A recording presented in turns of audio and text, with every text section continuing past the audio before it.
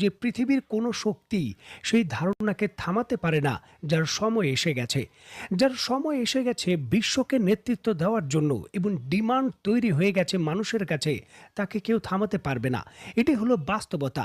দেখুন, ঊনবিংশ শতাব্দীর সেই ফরাসি কবির সেই বিখ্যাত উক্তি চীনের ক্ষেত্রে এখন হারে হারে বাস্তবায়ন হয়ে গেছে। বিশ্ব এখন রেডি হয়ে গেছে চীনের নেতৃত্ব স্বীকার করার জন্য। ডিমান্ড তৈরি হয়েছে দেশে দেশে চীনের প্রতি যে এখন যুক্তরাষ্ট্র থেকে নেতৃত্ব নিয়ে নিন, বিশ্বকে অর্থনৈতিক এবং সামরিকভাবে আপনি নেতৃত্ব দিন।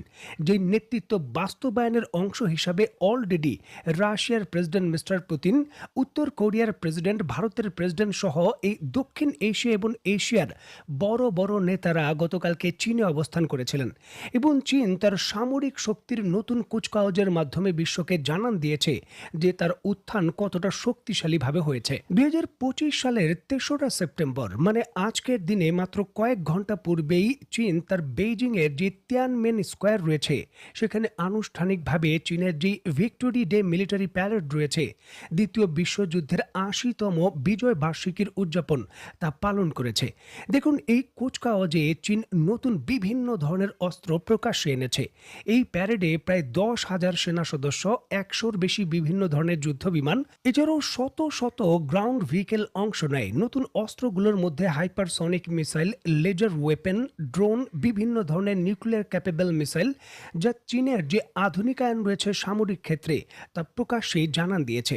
বন্ধুরা, আজকের এই ভিডিওর পরবর্তী অংশে বিশ্বের বড় বড় সংবাদ মাধ্যম CNN, AP News, BBC, Global Times, Euronews এবং দ্য ওয়ারের মতো বড় সংবাদ মাধ্যমের উপর ভিত্তি করে নতুন এই কুচকাওয়াজে চীন নতুন কোন কোন অস্ত্রগুলো প্রকাশ্যে আনলো তার একটি ছোট তালিকা তৈরি করে আপনাদের জানাতে চেষ্টা করব।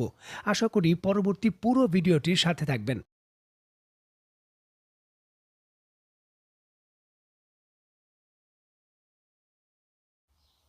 স্ক্রিনে বর্তমানে আপনারা চীনের যে নতুন আন্তঃমহাদেশীয় ব্যালিস্টিক মিসাইলটি দেখছেন, এটির কোড নাম্বার হলো DF-61 বা ডংফাং 61। এটি নিউক্লিয়ার ক্যাপেবল একটি আইসিবিএম, যার রেঞ্জ হলো 12,000 কিলোমিটার। যুক্তরাষ্ট্র সহ পৃথিবীর মোটামুটি সকল স্থানেই এই মিসাইলটি দিয়ে আক্রমণ করতে সক্ষম এবং এটি মাল্টিপল ইন্ডিপেন্ডেন্ট যে টার্গেট রিএন্ট্রি ভেহিকেল রয়েছে, সংক্ষেপে যাকে MIRV বলা হয়, তা সাপোর্ট করে। দেখুন, চীনের পরিকল্পনা আগামী কয়েক বছরের মধ্যেই চীন তার পরমাণু অস্ত্রের ক্যাপাবিলিটি 1000 ওয়ারহেডে নিয়ে যাবে। মানে চীনের পরমাণু বোমা থাকবে 1000, আর সেগুলো কোনো গোডাউনে থাকবে না, রেডি টু ফায়ার অবস্থায় থাকবে। আর এর প্রাথমিক অবস্থায় বাস্তবায়নের যে প্রক্রিয়া সেটা এই DF-61 দিয়েই তারা বাস্তবায়ন করছে। ব্যাপক ভিত্তিতে তারা এই ইন্টারকন্টিনেন্টাল যে ব্যালিস্টিক মিসাইল রয়েছে তার উৎপাদন করছে এবং এগুলোর গতি হলো শব্দের থেকেও 16 গুণ বেশি এবং এগুলো প্রতিহতের সক্ষমতা বর্তমান পৃথিবীর কোনো আকাশ প্রতিরক্ষা ব্যবস্থা নেই, এটা যুক্তরাষ্ট্রের স্বীকৃত। এই ধরনের মিসাইল প্রতি বছর চীন ডজন ডজন তৈরি করছে। চীনের কুচকাওয়াজে অংশগ্রহণ করার জন্য দ্বিতীয় যে মিসাইলটি যাচ্ছে এর কোড নাম্বার হলো DF-31BG। এটি একটি রোড মোবাইল আইসিবিএম, যার রেঞ্জ হলো 11,000 কিলোমিটার। তবে মূল পার্থক্য হলো এটি একটি হাইপারসনিক গ্লাইড ভেহিকেল প্রযুক্তির মিসাইল, যেটা HGV প্রযুক্তি ব্যবহার করে তার যে পেলোড রয়েছে সেটা কয়েকটি টার্গেটে তার গ্লাইড করতে পারে।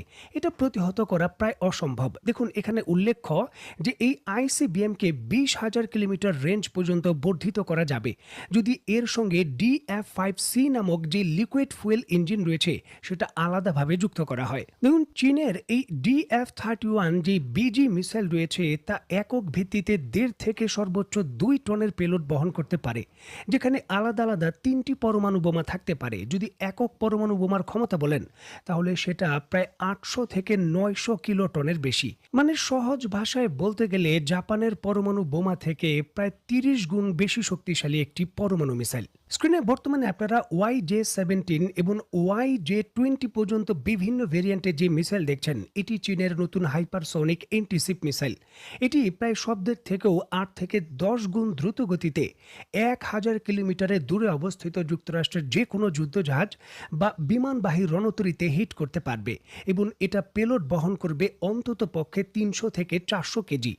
1000 কিলোমিটার দূরের চলন্ত যে কোনো টার্গেট